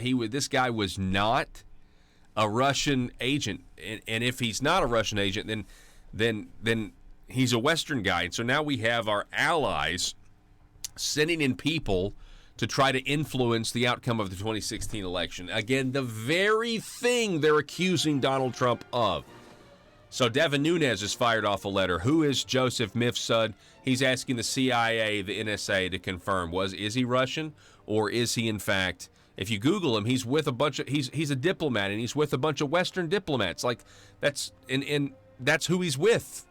The guy's not loyal to Russia, but he needs to be. At this point, he needs to be, in order to keep the lid being exposed even more, that our intelligence agencies in America and our allies were weaponized against presidential candidates because they wanted Hillary Clinton to win. It's much larger scandal than Watergate, isn't it? Folks, I hope you have a happy Monday, a blessed Monday. Arkansas, be safe. We'll see you again tomorrow. Remember, subscribe to the YouTube channel and go to conduitnews.com for articles. Back tomorrow. The news and talk of North